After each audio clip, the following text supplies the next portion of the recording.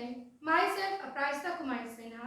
Today we are going to learn a very important topic of chapter 9, that is biomolecule. So that topic is nucleic acid. तो चलिए देखते हैं nucleic acid आखिर है क्या. So nucleic acid, it is made up of two words, nucleic and acid.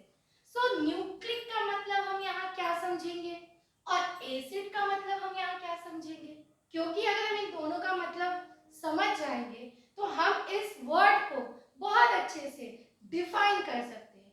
So nucleic का मतलब है इनसाइड न्यूक्लियस, ओके. और एसिड मतलब हुआ एसिडिक कंपाउंड. सो न्यूक्लिक एसिड का टोटल मीनिंग है inside nucleus acidic compounds are found and those acidic compounds are called nucleic acid. So what is the meaning of nucleic acid now? So inside nucleus acidic compounds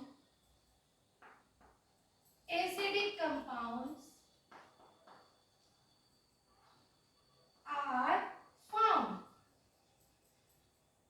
Okay, so inside nucleus acidic compounds are found and these acidic compounds are called nucleic acid. Nucleus के अंदर जो acidic compound होते हैं उन्हीं को हम कहते हैं न्यूक्लिक एसिड. अब ये कंपाउंड एसिडिक क्यों होते हैं पहले ये समझ लेते हैं. So this compounds are acidic in nature due to presence of phosphate ion और phosphoric acid. So nucleic acid contain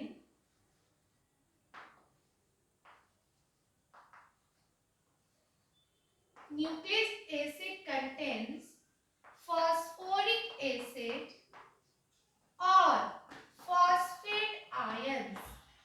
Okay, so nucleic acid दो चीजों को कंटेन करता है. दो में मतलब दो, ये दो चीजें नहीं है, दोनों सेम ही है लगभग. सो ये न्यूक्लिक एसिड या तो फॉस्फोरिक एसिड को कंटेन करेगा या तो फॉस्फेट आयन को कंटेन करेगा. And due to presence of these two the nucleic acid is acidic in nature.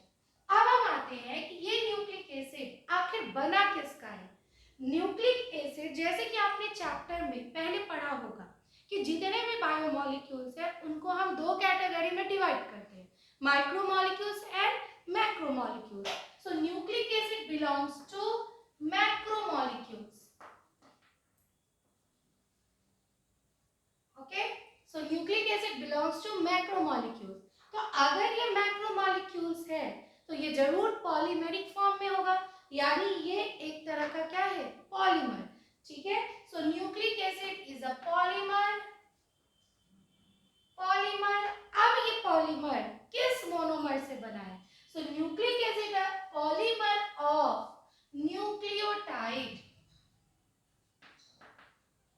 Nucleic acid is a polymer of nucleotide, यानी न्यूक्लियोटाइड के मोनोमर्स जब आपस में ज्वाइंट होते जाते हैं तो आपका फॉर्म क्या होता है, न्यूक्लिक एसिड.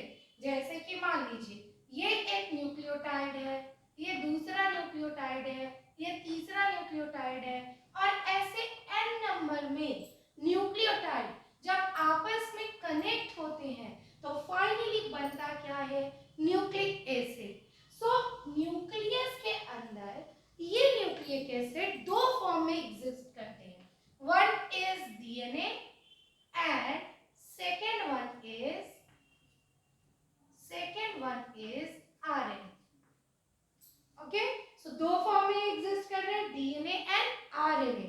यानी जब न्यूक्लियोटाइड का लंबा चेन बनता है तो ये चेन या तो डीएनए कहलाता है या तो आरएनए कहलाता है.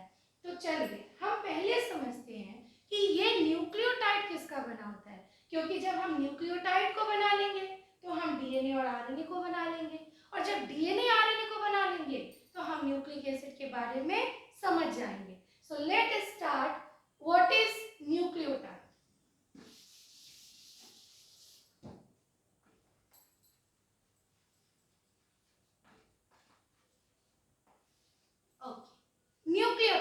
Nucleotide is made up of three things. तीन चीजों से मिलकर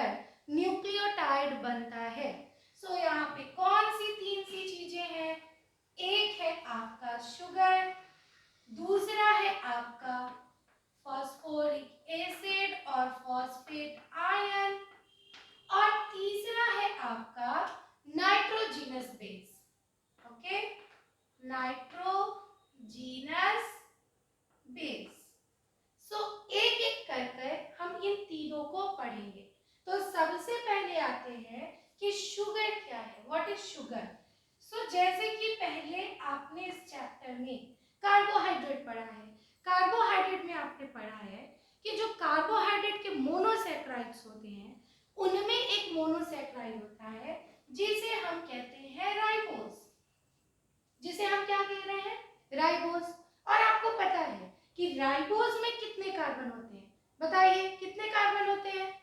आई think you guess right, ribose contain 5 carbon. बिल्कुल सही, राइबोज कंटेन क्या करता है, 5 कार्बन। अगर ये 5 कार्बन कंटेन करता है तो इसका फॉर्मूला हम क्या लिख सकते हैं, C5H10 and O is 5. So C5H10O5 ये होता है राइबोज का फॉर्मूला। अब अगर हम इसको साइक्लिक स्ट्रक्चर में देखें कि ये राइबोज शुगर होता कैसा है साइक्लिक फॉर्म में, तो अब हम उसकी बात करते हैं। So ribose sugar in a cyclic form it is represented like this. ठीक है, तो यहाँ पे इस साइक्लिक स्ट्रक्चर का फॉर्मेशन कार्बन नंबर 1 और कार्बन नंबर 4 के बीच में आए ऑक्सीजन के कारण होता है।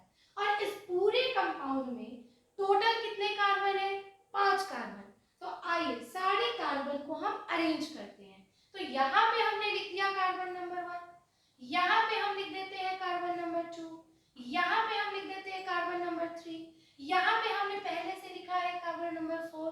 तो हमारा कार्बन नंबर 5 वो कहाँ गया, कहाँ गया, वो कहाँ प्लेस करेंगे, बिल्कुल सही, उसे हम प्लेस करेंगे सबसे बाहर, यानी रिंग के बाहर।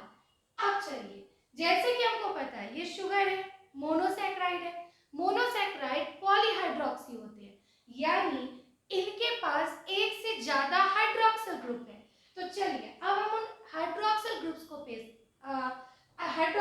को अटैच करते हैं।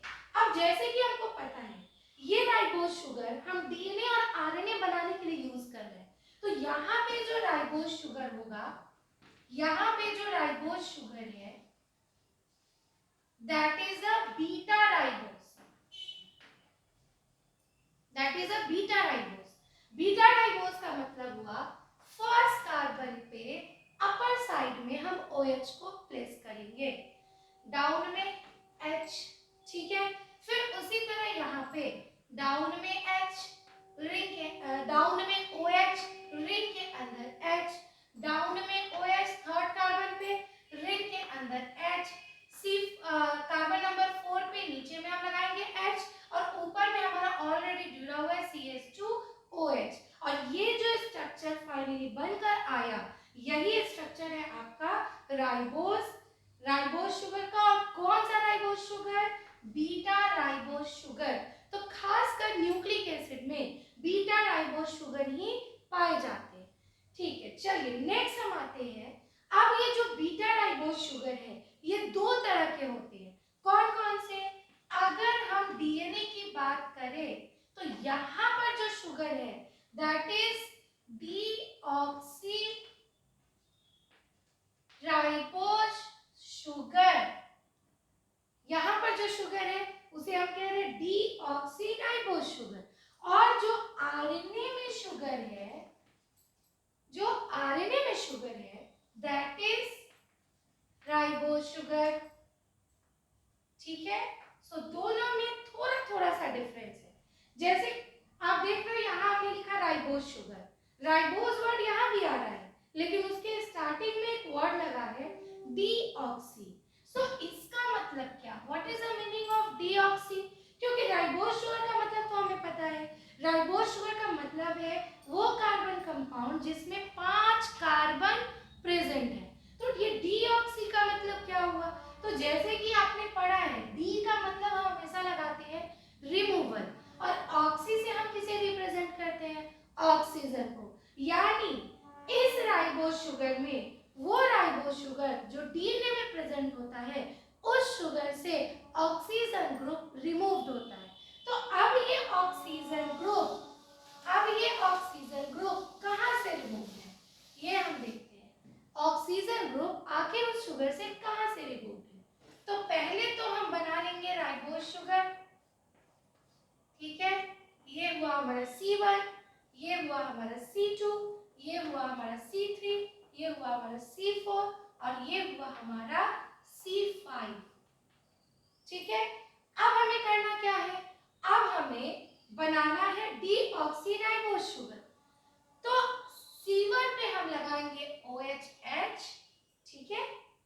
C2 पे हम लगाएंगे H और H, C2 पे हम लगाएंगे H और H। जैसे कि आप यहाँ देख रहे हैं C2 पे क्या लगा हुआ है, यहाँ H और यहाँ OH, पर डीऑक्सीराइबोज शुगर में सेकेंड कार्बन से ऑक्सीजन